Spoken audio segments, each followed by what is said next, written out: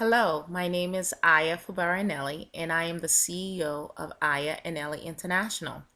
One of the things that I do on a daily basis is that I start each day off by setting my intention. It's basically a way of programming my internal GPS for what I want to accomplish that day, what I expect out of myself that day. And so today I had set my intention to be focused and to be productive. And I posted this on my Facebook page, and someone who saw the post asked the question, what specifically do you do to make sure that you stay focused and that you are productive? So I'm just going to share a few tips that I have learned over the years. If you follow me, which you can either on Facebook or Twitter, or you can get my weekly success newsletter. It's just an e-newsletter which you can sign up for at inelli.com. But if you follow me, you'll often hear me say this: success leaves clues. And the bottom line is that whatever challenge that you're dealing with today, you're not the first person who has dealt with that challenge. And so it's really just a matter of making the decision to go and do the research to figure out what have other people who faced the same or similar challenges done and how they overcome them, and then to be diligent about following what they did. Okay. So, some of the strategies that I'm going to be sharing with you, you possibly have heard from other people. One of them is a strategy that Charles Schwab used quite effectively, and taught it to many other people, including Mary Kay Ash, who of course we know founded the Mary Kay company that's now worldwide. So here's what I do. First of all, each night before I go to bed, I just take a few minutes to identify the top 6 most important things for me to accomplish the next day. Now, what I will do in writing those 6 things out is I may initially just brainstorm them, but I will go back through that list and I will prioritize them. And one of the ways that I go about prioritizing isn't, what's going to be easiest or what will be the quickest to get done, but actually I follow a strategy that I learned from a man named Brian Tracy. You may have heard of him. And Brian Tracy encourages us to eat the frog first. And what does that mean?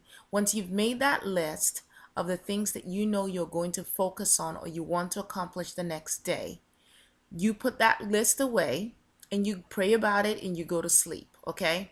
You're basically giving your subconscious an opportunity to begin to work out the details of the next day, work out the details of how you are going to go about accomplishing everything that you've identified you want to accomplish.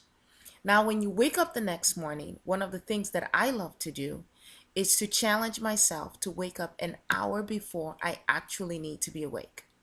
So the average person, if they need to get to work at 7 and it takes them an hour and a half to get dressed and do what they need to do at home and their commute to get to work, they will sleep right up till 5:30, or maybe even keep hitting that snooze button so that they're really rushing to get out of the door and to get to work on time.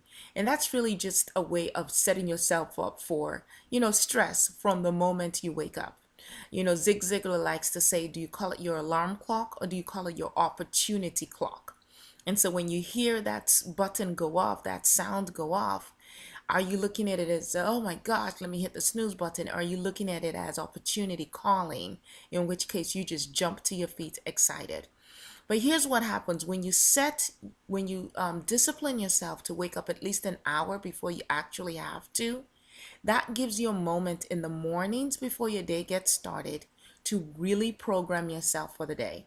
And during that time, I like to have my time to read something inspirational. Most of the time, it'll be my Bible.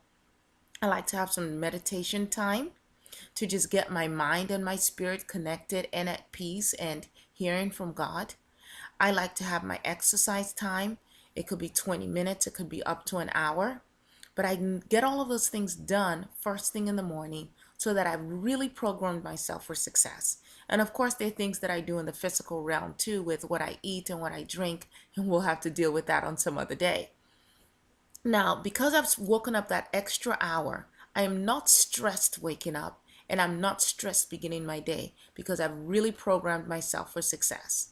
And now, once my day starts, I'm able to go back to that list that I created the night before, and the first thing I'm going to tackle is the frog on that list.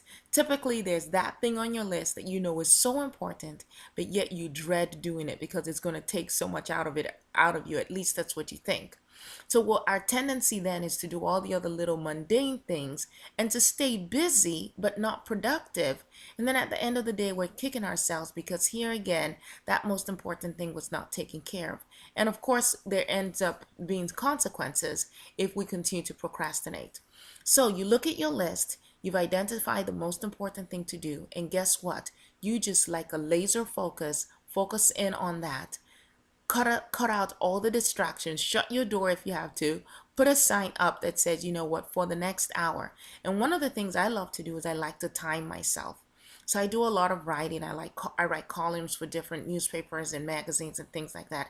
And I would basically tell myself, you've got an hour to crank this out. Maybe it's 600, 700 words, 1,000 words, whatever it is. And that way it forces me to really stay focused and not to let my mind wander. Now, once I'm done with that task, I will reward myself. It may be as simple as, oh, now I get to tweet, or now I get to go do a Facebook update, or now I get to go stretch or listen to a song that I like. But I will reward myself, and then I'll get right next into the next project. So you want to make your list. You want to eat your frog first, the most difficult thing on your list, what you dread the most. Just go ahead and knock it out. It immediately creates this momentum that carries you through the day. And then you want to make sure that as you look through your daily calendar, you're actually scheduling time for the things that you need to do. So just making a list of 25 things, which I've been known to do, even though there are only 24 hours in the day and each of those things look like they could take an hour or more, just sets me up for failure, where I feel bad, where I feel like I'm not being productive or not accomplishing. And so now that I have really implemented going back through my calendar and saying, when specifically am I going to make out time to do this? And then basically holding that as an appointment, a promise to myself. During this time, this is what I'm going to do. Now, of course, emergencies happen. I happen to be a mother of 5 young children, and so I can get a call from the school nurse at any moment in time. But you know what? We don't plan for the exceptions. We plan for what it is that we want. And if the exception happens, guess what? You go with the flow. So I hope this has helped you figure out some of the things you can do to be better focused and to be more productive with the time that you do have. And this is absolutely possible because people have been doing it for years and years, decades and centuries even. And I know you can too. Good luck. And if you have any other questions, I'd love to hear from you.